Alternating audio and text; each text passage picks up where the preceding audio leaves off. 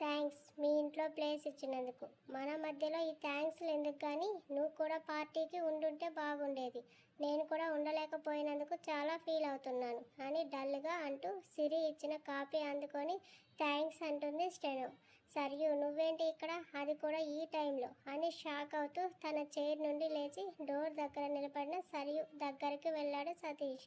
అతని పక్కకు నెట్టేసి మూడీ బావా అని గొనుక్కుంటూ సతీష్ చైర్లో కూర్చుంటుంది. నైట్ 11 అవుతుంది. ఈ టైంలో నా ఆఫీస్ దగ్గరకు నిన్నెవరు తీసుకువచ్చారే అని కాస్త సీరియస్గా అడిగాడు. నువ్వే అని బయటకు సెక్యూరిటీకి వినపడేలా ఏడుస్తూ అరుస్తుంది.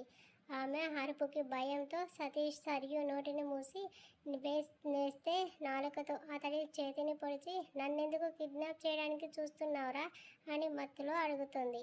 మూతి మీద చెయ్యి పెడితే కిడ్నాప్ చేసినట్టేనా రాక్షసి అని తన చేతిని తుడుచుకొని సరియు నోటి దగ్గర వాసన చూస్తాడు. ముద్దు కూడా పెట్టుకోవడానికి చూస్తున్నావా అని మూతి మీద చెయ్యి పెట్టుకొని లేస్తూ సతీష్ని చైర్లోకి నెట్టి చైర్ హ్యాండ్ సపోర్ట్ కింద ఉన్న హోల్స్ కాలు పెట్టి సతీష్ ఒడిలో తిష్ట వేస్తుంది. డ్రింక్ చేసిందే కాకుండా ఈ టైంలో ఒళ్ళు మరిచి వాగుతూ ఎక్కడ ఉన్నావో నీకు కూడా తెలియట్లేదు, గెటప్ అని గట్టిగా అరిచాడు. ఓకే అని ముద్దుగా ఊకొట్టి సతీష్కి ఇంకాస్త దగ్గర జరిగి అతని ఛాతి మీద 2 చేతులు వేసి గడ్డం పెడుతూ డిటెక్టివ్లా అబ్జర్వ్ చేస్తుంది అతన్ని. మరి లేచానుగా బావా, ఇప్పుడే బావా నీ మనసులో నుండి లేచి ఇక్కడ కూర్చున్నా అని వెర్రి నవ్వుతూ ఆ సాగర్ నాకు నచ్చలేదు అంటూ పెదాలు విరుస్తుంది. తన ముద్దు ముఖాన్ని దూరం చేయకుండా చూస్తూ తాగిందని కోపం పెరుగుతున్న స్పృహలో లేదని జాలి పడుతూ బయటికి వెళ్ళావా అని అడిగాడు. స్టేటస్ చూడలేదా? అయ్యయ్యో నువ్వు చూడాలని స్పెషల్గా లవ్ సింబల్ కూడా పెట్టాను. నేను సాగర్ ఇద్దరం బయటకు వెళ్ళాము. అక్కడ తీసుకున్న ఫోటో స్టేటస్లో పెట్టాను, చూసి ఉడుక్కో అని చెప్తూ అతడి స్పెట్స్ తీసి తను పెట్టుకొని సతీష్ షర్ట్ బటన్స్ తీస్తుంది. సరియు ఇంటికి వెళ్దాం పద, సిరి కంగారు పడుతుంది అంటూ లేవడానికి ట్రై చేస్తున్న సతీష్ని ఒకవైపు సరియు ఆపేస్తుంటే మరోవైపు ఆమె కూర్చున్న పొజిషన్ ఆపేస్తుంది.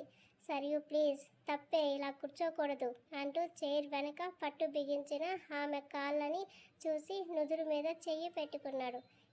సరియు చెప్తే అర్థం కాదా, తల అలా మీద చేతులు పెట్టకూడదు, పెద్ద కష్టాలు ఉన్నట్టు పెట్టుకున్నావు అని సతీష్ని ఇమిటేట్ చేస్తూ అంటుంది. ఆమె మాటకి జడుసుకొని నుదురు మీద చేయి వదిలేశాడు. మొన్ననే కొత్తవి కొన్నాను, మళ్ళీ విరగ్గొట్టే ప్లాన్ వేయకంటూ ఆమె పెట్టుకున్న స్పెట్స్ తీస్తుండగా పిసినారి బావా ఒక్కసారి నా కౌగిల్లోకి రారా అని రాగం తీస్తూ ఆమె ముఖం అతడికి అందనివ్వకుండా భుజం వంపుల్లో దాచేసి కింద నుండి పూర్తిగా షర్ట్ బటన్స్ విప్పేస్తుంది. షో హార్ట్ బావా అని మత్తుగా మూలుగుతున్న ఆమె పలుకులకి రాతి మనసు లయ తప్పుతుంటే సరియు వెన్ను నిమురుతూ తిన్నావా అని ప్రేమగా అడిగాడు. నాకు ఆ కర్రీ నచ్చలేదు, మటన్ ఉడకకుండానే పెట్టాడు ఆ రెస్టారెంట్ ఓనర్, కర్రీ వెదవ అని తిట్టుకుంటూ సతీష్ చెవి కింద ఉన్న పుట్టుమచ్చని ఏదో వండర్లా చూస్తున్నట్టు చూసి టక్కున పెదవులతో ముద్దాడుతూ ఘాటుగా పంటి ఘాటు పెట్టి అతని చేత అరిపించింది. ఫ్లోలో సరియు పట్టు లూజ్ అవ్వడంతో ఒడిలో ఉన్న ఆమెని ఎత్తుకుంటూనే నిల్చొని కిందకి దింపాడు. మెడ మీద చేతితో రుద్దుకుంటూ నో డౌట్ రేప్ చేయడానికి వచ్చేస్తుందని గొనుక్కుంటాడు సతీష్. రేప్ చేస్తే తాళి కడతావుగా దా అని సతీష్ ఛాతికి ముద్దులు అద్దుతుంది. ఎన్ని బాటిల్స్ తాగావే, నీ మత్తు నాకెక్కించి నా చేత ఏదో చేసేలా చేస్తున్నావు అని కోపంగా సరియుని దూరం జరిపి షర్ట్ బటన్స్ పెట్టుకుంటాడు. దూరం నెట్టడంతో బావా అని ఏడుపు రాగం తీసి రారా అంటూ ఒక్కసారిగా ముందుకు పడిపోతుంది మత్తులో.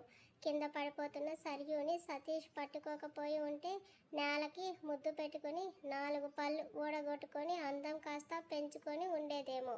నవ్వుతూ సతీష్ చుట్టూ చేతులేసి బల్లిలా అతడి మీదకి ఎక్కిపోతూ ఇంకా పెండింగ్ ఉన్న 4 బటన్స్ ద్వారా సతీష్ బాడీకి సైడ్ కొట్టుకుంటూ ఒక్కసారిగా సతీష్ నడుము చుట్టూ కాళ్ళు ముడుస్తుంది.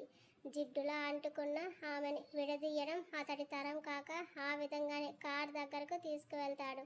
సతీష్ గురించి తెలిసిన సెక్యూరిటీ ఫస్ట్ టైం ఒక అమ్మాయితో ఆ విధంగా అతను రావడం కనిపిస్తుంటే షాక్తో రాత్రి నిద్రకు బాయ్ చెప్పి డోర్స్ ఓపెన్ చేస్తాడు. సరియు కార్లో కూర్చో అంటూ ఆమెని ఫ్రంట్ సీట్లో పెట్టి సతీష్ డ్రైవింగ్ సీట్లో కూర్చున్నాడు. ఒడిలో కూర్చోబెట్టుకో బావా అని మూలుగుతుంది. కాస్త మగాడిని అని గుర్తించవే, మంచోడిని కాబట్టి సరిపోయింది, లేకుంటే నా మీద నాకే అనుమానం కలుగుతుందని అసహనంగా డ్రైవింగ్ స్టార్ట్ చేశాడు.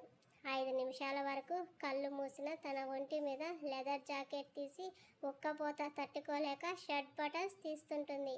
సరియు జారిపోతుందని ఏమో అన్న భయంతో ఆమె వైపు చూసిన అతడికి ఆమె చేస్తున్న పని పిచ్చి లేపి కార్ రోడ్డు మీద సైడ్కు ఆపేస్తూ సరియు అని అరిచాడు. చెప్పు బావా అని ముద్దుగా అంటుంది. మత్తులో ఉంటే ఒళ్ళు కూడా మరుస్తావా, ఇలాంటి పనులు చేస్తే కాళ్ళు చేతులు కట్టేస్తా అని కోపంగా ఆమెకు వార్నింగ్ ఇస్తూ సరియు బటన్స్ విప్పకుండా ఆపి తిరిగి పెట్టబోతుండగా సతీష్ చేతులు దూరం నెట్టి మరోసారి అతడి మీదకి ఎక్కి కూర్చుంటూ లిప్స్ అందుకుంటుంది. సరియు ప్లీజ్ స్టాప్ ఇట్ అని ఆమె నడుము మీద చేతులేసి దూరం నెడుతూ సతీష్ ఇద్దరు పెదవులు వేరు చేస్తాడు. అయినా అతడి మాటలు పట్టించుకోకుండా మరోసారి పెదవులు అద్ది నిషాలో మునిగిపోతూ తను ప్రేమించిన భావనే ముద్దు పెట్టుకుంటున్న ఆనందంలో కంట్లో నుండి కన్నీళ్లు కార్చుతూనే ఎన్నిసార్లు నెట్టినా అన్నిసార్లు అందుకుంటుంది. అతడి గడ్డం దగ్గర కదులుతున్న ఆమె క్లీవేజ్ కవర్ అయ్యేలా ఒక చేతిని ఎద మధ్యకు చేర్చి దగ్గరగా చేస్తాడు. ఇప్పటి వరకు అనుభవం కాని ముద్దుని ఆస్వాదిస్తున్నట్టు కోరికగా పెడుతున్న సరియుని ఆపే ప్రయత్నం విరమించుకొని సీట్ బెండ్ అయ్యి ముందుకి కోఆపరేట్ చేయకపోయినా ఆమె దూరం అవ్వాలని పెదవి మీద చిరుపంటి ఘాటు పెట్టాడు. బావా నొప్పి అని పెదవులు దూరం చేసి లిప్పు మీద వేలు పెట్టి తడుముకుంటూ సతీష్ని చూసింది.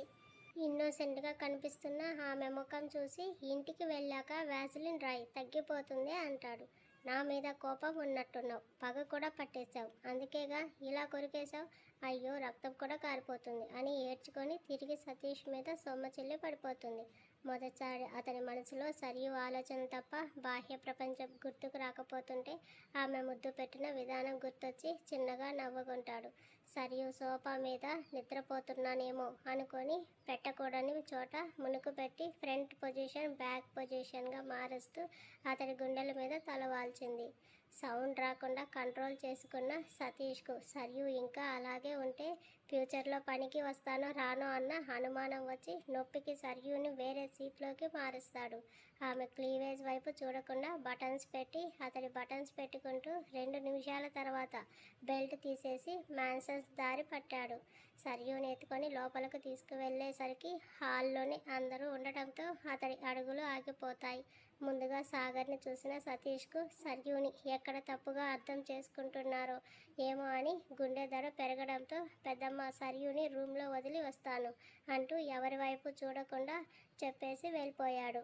ఆఫ్టర్ 5 మినిట్స్ సరియు మిస్ అయ్యింది అనుకున్నాము, తను నీ దగ్గర ఎందుకు ఉంది సతీష్, అస్సలు ఎత్తుకొని తీసుకొని రావాల్సిన అవసరం ఏంటి, ఏమైనా జరిగిందా అని కంగారుగా అడిగాడు.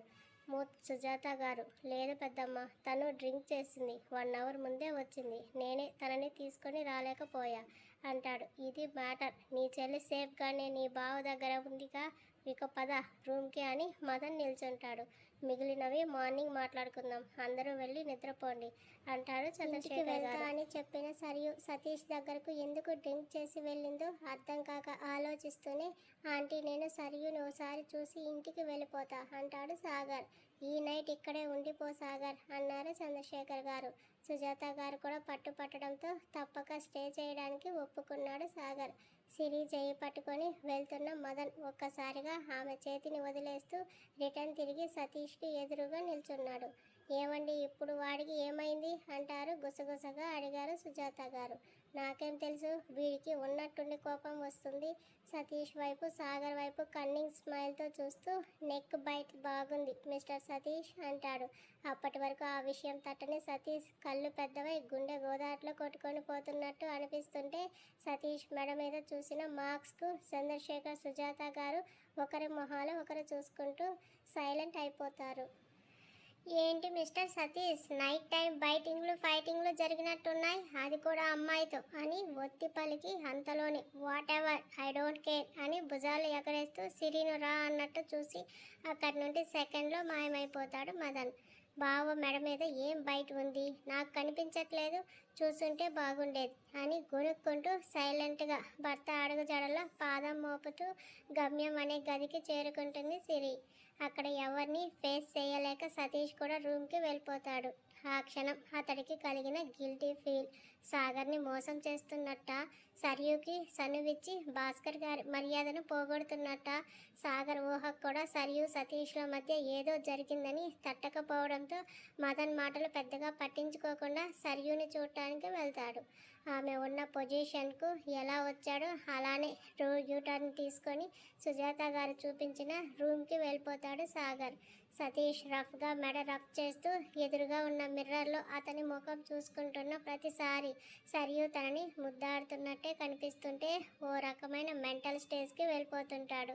కోల్డ్ వాటర్తో తలస్నానం చేసి తెల్లటి స్కిన్ రెడ్గా మారిపోయేంత వరకు రుద్ది డ్రెస్ మార్చుకున్నాక డోర్ ఓపెన్ చేస్తూ చుట్టూ చూసి రూమ్కి వెళ్తాడు.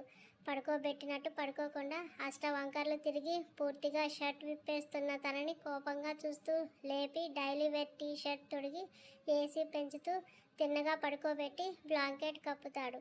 బావా నువ్వు కూడా వచ్చి పడుకో అంటుంది మత్తుగా కళ్ళు తెరవకుండానే. పడుకోవడం కాదు, ఒకటి పీకాలని కొని విసురుగా డోర్ ఓపెన్ చేసుకుంటూ వెళ్ళిపోయాడు.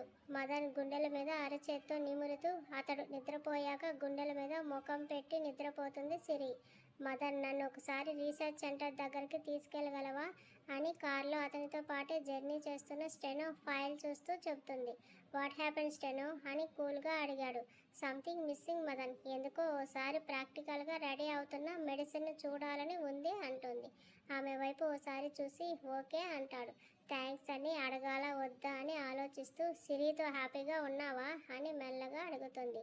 నా వైపుతో కాకపోతే నీతో హ్యాపీగా ఉంటానా, ఫుల్లిష్ క్వశ్చన్ అంటాడు మదన్. నీ వైపే, ఎవరు కాదనలేదు, ఎందుకు రోజుకి 100 సార్లు వైఫ్ అంటూ జపం చేస్తావు? డోంట్ బీ జెలస్ టెనో, I'm not jealous, just curiosity and I know you, I want to know your married life, that's it. నీకెందుకు చెప్పాలి నా ప్రైవేట్ లైఫ్ గురించి, ఎందుకంటే ఆల్మోస్ట్ మనం సెక్స్ వరకు మూవ్ అయ్యాం, నీ మీద ఇంకా ఫీలింగ్స్ ఉన్నాయి కాబట్టి. మీ పార్టీలో సిరికి నీకు ఏదో ప్రాబ్లం అయ్యిందని తెలిసింది. If you are not happy come to me అని మదన్ థైస్ మీద చెయ్యి వేస్తుంది. I'm happy with my wife, ఇంకోసారి టచ్ చేస్తే సిజర్తో ఫింగర్స్ కట్ చేస్తా, don't dare to touch me అని ఆమె చేతిని విసురుగా తోసేస్తాడు. స్టెనో నిట్టూరుస్తూ ఇంకా ఎక్కువ మాట్లాడితే సిచ్యువేషన్ వర్స్ట్ అవుతుందని కామ్ అయిపోతుంది. మార్నింగ్ నుండి తన లిప్కు ఏమైందో తెలియక బుర్రని చించి ఆలోచిస్తూ సుజాత గారు పిలవడంతో మార్కెట్కు వెళ్తుంది సరియు. అవును సరియు, అడగడం మర్చిపోయా, అసలు నిన్న రాత్రి సతీష్ ఎందుకు నిన్ను తీసుకువచ్చాడు అని అడిగాడు ఆవిడ. బావ నన్ను తీసుకొచ్చాడా అని ఆలోచిస్తున్న సరియుకు సాగర్కు బాయ్ చెప్పాక పబ్కి వెళ్ళడం, ఫ్రెండ్తో పాటు కలిసి తాగడం, తర్వాత సతీష్ ఆఫీస్లో ఉంటాడని తెలిసి ట్యాక్సీకి ఆ అడ్రస్ ఇవ్వడం, అక్కడి నుండి ఒక్కొక్కటిగా జరిగింది గుర్తు వచ్చేసరికి వాళ్ళ అత్తగారి ముందుకు వెళ్ళిపోతున్న సరియు ఉన్న చోటే నిల్చొని లిప్ ఎందుకు విరిగిందో గుర్తు వచ్చేసరికి కళ్ళు పెద్దవి చేస్తుంది. మార్నింగ్ అతడు ఎందుకు ముఖం చూపించకుండా తల తిప్పుకొని వెళ్ళిపోయాడు, ఇప్పుడు అర్థమవుతుంటే సరియు బుర్ర కాస్త పేలిపోయేలా గిర్రున తిరుగుతుంది. రావే, ఇంకా ఎంతసేపు అక్కడే ఉంటావని సుజాత గారు డిటిఎస్ లెవెల్లో అరిచేసరికి తుల్లిపడి ఆమె పక్కకు చేరుకుంటుంది. సతీష్ ఎందుకు తీసుకొచ్చాడని అడిగితే గోడకి కొట్టిన పిడకలా అతుక్కుపోతా పోవడం ఏంటే చెప్పు అన్నారు ఆమె. అది నాకేం తెలుసు, బావని అడుగు, అత్త ఈవిడ దగ్గర తక్కువ రేటుకు దొరుకుతాయి తీసుకో అంటూ ఆవిడని ముందుకు తోసింది. ఎక్కడ తక్కువకి అమ్ముతారు అమావాస్యకు ఒకసారి వచ్చే, నువ్వు చెప్తున్నావా అని సరియుని పైనుండి కింద వరకు యగాదిగా చూసి నిట్టూరుస్తూ ముఖం తిప్పుకున్నారు. అమ్మో, అంటే బావ ఏం చెప్పలేదా, కనీసం ఏదో ఒకటి చెప్పి కవర్ చేసి ఉండాలిగా, ఇప్పుడు ఎవరైనా అడిగితే ఏమని చెప్పాలి, అయినా ముద్దు ఎలా పెట్టేశాను, బావ తప్పుగా అనుకున్నాడా, పోనీ కిస్ అయినా బాగా పెట్టానా, ఇంకా ఏమైనా జరిగిందా, బావ ఫీల్ అయ్యాడా, డాడ్కు తెలిస్తే ఆలోచనలతో నిజంగానే ఈసారి కళ్ళు తిరిగి పడిపోతుంది. కొంతమంది మీ అమ్మాయి కళ్ళు తిరిగి పడిపోయిందని చెప్పడంతో దీనికి ఏమైంది అని కంగారుగా డ్రైవర్ని రప్పించి కారులో కూర్చోబెట్టించారు.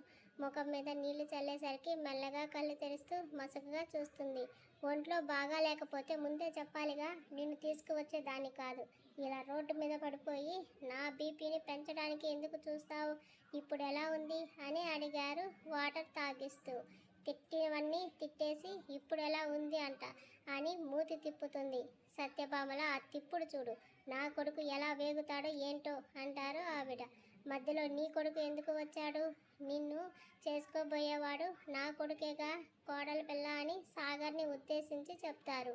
అప్పటి వరకు సాగర్ తన పియాన్సీ అన్న సంగతే గుర్తు రాకపోవడంతో వెంటనే కాల్ చేస్తుంది. ఇది దీని ఆత్రం తగ్గలేయా అని ప్రైవసీ వదలడానికి అక్కడి నుంచి మళ్ళీ మార్కెట్లోకి వెళ్తారు. హలో సర్యు అని ఎగ్జైట్ అవుతూ ఎలా ఉన్నావు అని లిఫ్ట్ చేసిన వెంటనే అడుగుతారు సాగర్. నేను బాగున్నాను, మీరెలా ఉన్నారు? కాస్త టైర్డ్గా ఉన్నాను, నైట్ నిద్రపోలేదు అంటూ మెల్లగా చెప్పాడు. నా కారణంగానే నిద్రపోలేదా? సారీ సాగర్ గారు అంటుంది. అందులో నీ తప్పేం లేదులే సరియు, నువ్వు డ్రింక్ చేశావు, దాని ఎఫెక్టే. అంటే నా మీద కోపం లేదా? చాచా, నీ మీద కోపం ఎందుకు? అమ్మయ్య అని ఊపిరి పీల్చుకొని, మీరు నైట్ ఇంట్లోనే ఉన్నారంట, మార్నింగ్ కనిపించలేదు, ఎక్కడికి వెళ్ళారు అని అడిగింది. మార్నింగ్ 4 o'clockకి ఏదో యాక్సిడెంట్ కేసు వచ్చింది, ఎమర్జెన్సీ అనేసరికి వెళ్ళక తప్పలేదు. నేను లేనని ఫీల్ అవుతున్నావా అని అడిగాడు. అతడి మాటలకి చిన్నగా నవ్వుకొని మనసులో అతడికి ద్రోహం చేసినట్టు అనిపిస్తుంటే నూటొక్కసార్లు సారీ చెప్పుకుంది. ఏంటి ఏం మాట్లాడట్లేదు? ఏం లేదు, టైర్డ్గా ఉన్నాను అన్నారుగా, రెస్ట్ తీసుకోండి, రేపు మీట్ అవుదాం. మీకు ఓ విషయం చెప్పాలి. దేని గురించి సరియు? ఏమైనా సర్ప్రైజా? రేపు కలిశాక నేనే చెప్తాను సాగర్ గారు, అప్పటి వరకు అడగకండి. మరోసారి మీరు సారీ ఈ విషయం లేట్గా చెప్తున్నందుకు అని మనసులో అనుకుంటూ బాయ్ చెప్పేసి కట్ చేస్తుంది. నీకు ఇచ్చిన టైం అయిపోయింది అనుకుంటా సతీష్. పార్టీ రోజు ఆ విధంగా ప్లాన్ చేసింది నువ్వు కాదని ప్రూవ్ చేసుకోగలుగుతావా లేదా అని సీరియస్గా అడిగాడు మదన్. అలాంటి పనులు నేనెందుకు చేస్తాను మదన్? ఎవరో మన మీద టార్గెట్ చేసి ఈ విధంగా చేశారు. నిజంగా నన్ను నమ్మురా అంటాడు. నిజంగా నమ్మాలా? నవ్వి విక్రమ్ డెత్ యానివర్సరీకి ఈ ఇంటి నుండి వెళ్ళిపో, ఇదే నీకు పనిష్మెంట్ అంటూ లేచి నిలబడ్డాడు. ఏంటి స్కూల్లో టీచర్ స్టూడెంట్ మధ్యలో కన్వర్జేషన్లో పనిష్మెంట్స్ గురించి డిస్కషన్ చేస్తున్నారు అని అడుగుతూ లోపలికి వస్తారు సుజాత గారు. ఆ వెనకే సరియు సతీష్ని ఫేస్ చేయలేక ఫాస్ట్గా పైకి వెళ్ళిపోవడంతో నువ్వు కూడా వెళ్ళు అని సతీష్ని ఎగతాళి చేస్తూ వెళ్ళిపోతాడు మదన్.